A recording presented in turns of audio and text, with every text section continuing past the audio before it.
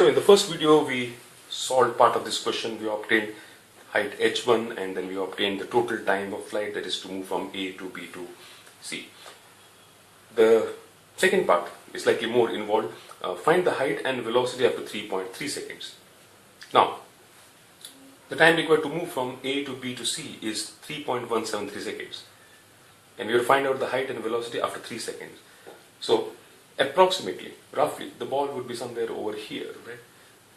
This particular point after 3 seconds, because to reach over here it takes 3.173 seconds. So roughly it would be somewhere over here, right? Let us call this particular height as h3.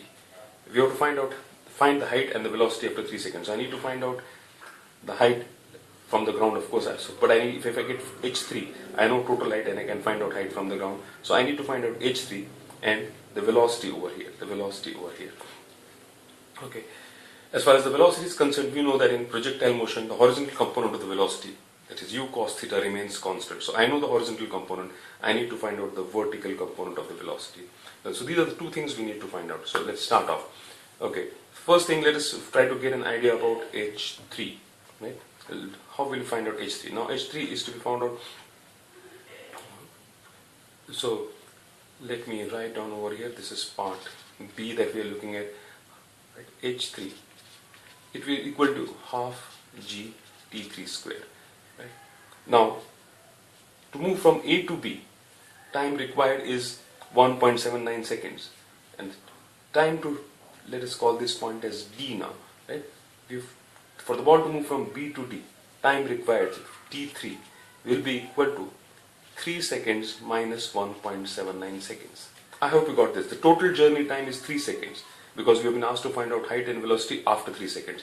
So to move from A to B to D is 3 seconds.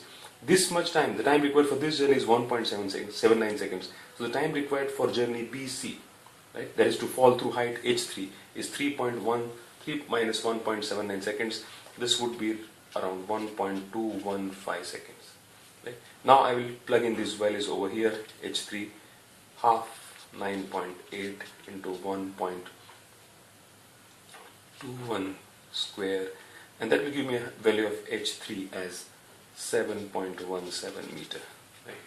I have already done the calculations to save time. I'm just putting those values, 7.17 meter, and therefore height from the ground will be equal to, this is h3 7.17, total is 15.9 meters. 15.8 minus 7.17 is equal to 8.6 meter. Right? So this is one of the answers that we were looking for. Find the height. So this we have found out. Now we have to find out the velocity after 3 seconds. Right? As I said earlier, if I look at this particular point D, right, it has a velocity v. This has two components, vx and vy.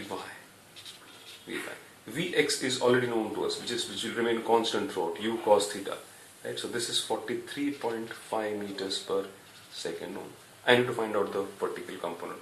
Now the ball has fallen through height h3, right?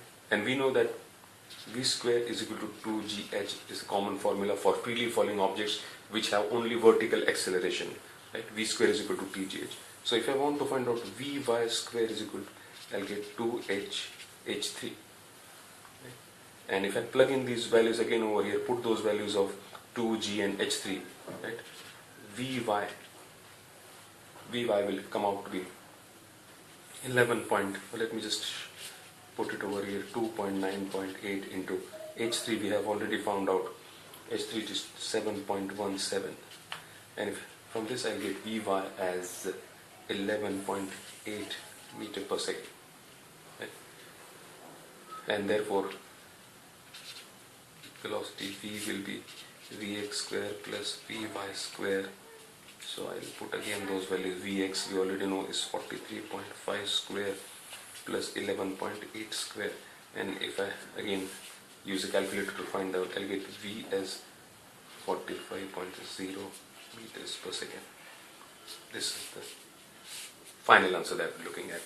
So this is how we need to find out height and velocity when it is asked through some part of the journey, right? I hope this numerical has helped you understand projectile motion in depth, right? And if you understand this particular numerical, you will be able to find out the velocity and height at any part of the journey. What I would recommend is that, try to do the same exercise, right, and find out the height and velocity. Say, for example, if this is 1.79 seconds, the time required for, just find out what's the height and velocity after 1.5 seconds, and use the same concept again, and then you will get a very good idea about how to solve numericals on projectile motion. Thank you.